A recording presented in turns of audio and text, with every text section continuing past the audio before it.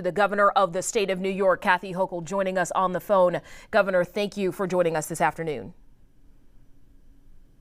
Serious situation we're dealing with on Long Island, and I appreciate the great coverage that News 12 has been giving of this really difficult situation where the winds are just our enemy, and they're creating havoc in the communities along, particularly in Brookhaven right now, and we're seeing people having to be evacuated from the West Hampton area. Early on this afternoon, I had the DOT shut down a number of highways, and we're just really very concerned. But our main focus has been really the immediate fire suppression and resource development, getting in the firefighting personnel, the equipment. The National Guard is there. The National Guard, in fact, is in the air to providing air support, and I've deployed actually 4 Blackhawks, and one right now is dumping 660-gallon buckets as we speak, because we're going to do the very best we can to suppress this. That is our most urgent concern, as well as public safety. And we may be involving people in more evacuations. So for these reasons, I am declaring a state of emergency. That will allow us to deploy resources as quickly as possible, and working very closely with County Executive Ed Romaine, working with our supervisors, who I just spoke with, Panico and more. They're on the grounds right now, and I'm getting images sent directly from them. So it's an all-hands-on-deck approach here, and I have resources from Office of Emergency Management, Office of Fire Prevention, the DOT, DEC, State Parks, State Police. We are putting everybody on this so we can get the fire under control and make sure that our public is safe. Governor, what can you tell us about how many acres you know that this fire is, how much of it has been suppressed up until this point? It has not been suppressed. I mean, this is still out of control at this moment. The winds are just wreaking havoc on this situation. As you've been reporting, the winds could be upwards of 36 miles an hour. And it doesn't take much, especially, we saw with the southern pine beetle that just infested, the Pine Barrens along the Sunrise Highway. And that's the real area of vulnerability. But the problem is it's not just that area. It is approaching Gabreski Airport. We've had to evacuate or starting evacuations there. And Amazon facility and other facilities, and even a few homes we've already lost. And that is the concern. I think everyone has the image of the Palisades in California just in the forefront of their minds. And so we have to do everything we can to prevent that scenario and be prepared for major evacuation. So we want to, again, thank you for keeping the public informed, but everybody needs to be staying tuned right now because the situation could change very quickly. Absolutely, Governor. If I could just ask you to go back for a second, did you say that some homes had been lost?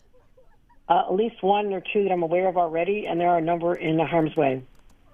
This is just terrible news to hear as we're taking a look right now at some of these images here.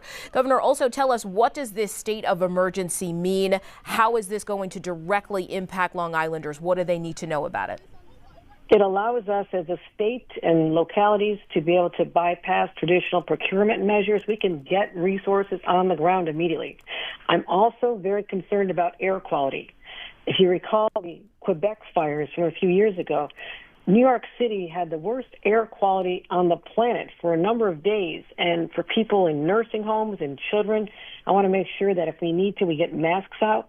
We're checking up on people in nearby nursing homes and senior facilities.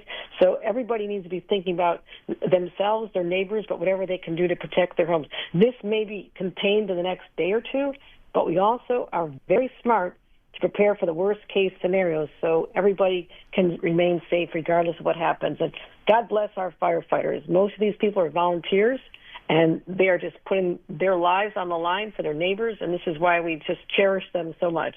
Absolutely. Our hearts go out to these volunteers. Governor, can you tell us where that home was that was lost?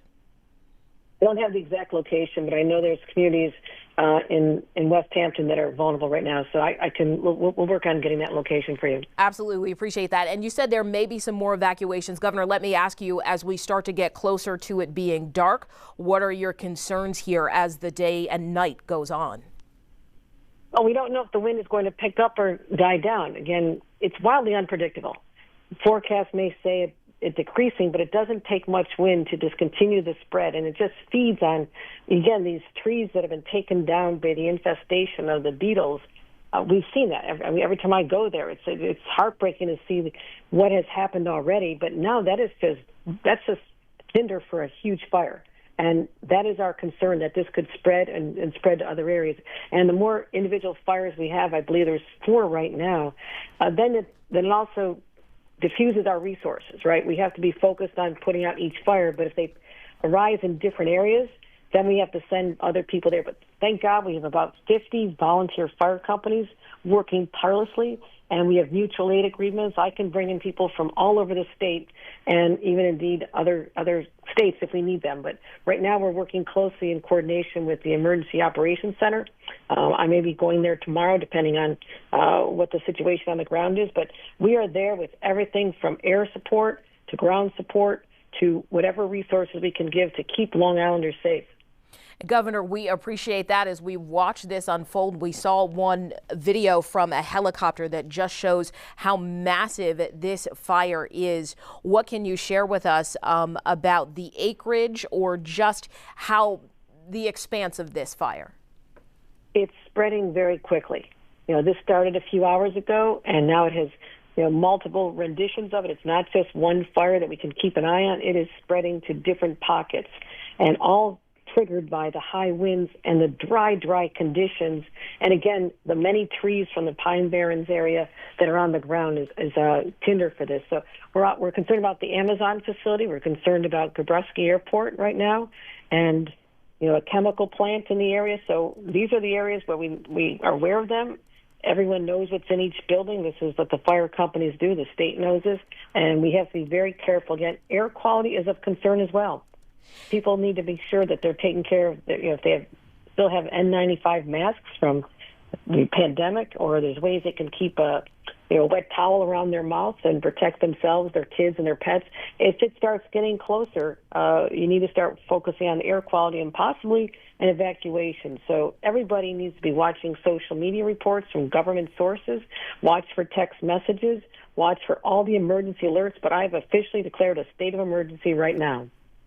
And Governor Hochul, if I can ask you, we have seen some pictures and video from people who said they could see this smoke all the way from Connecticut. Have you been in touch with governors from any of the neighboring states? Have you heard from other people who have been impacted by this?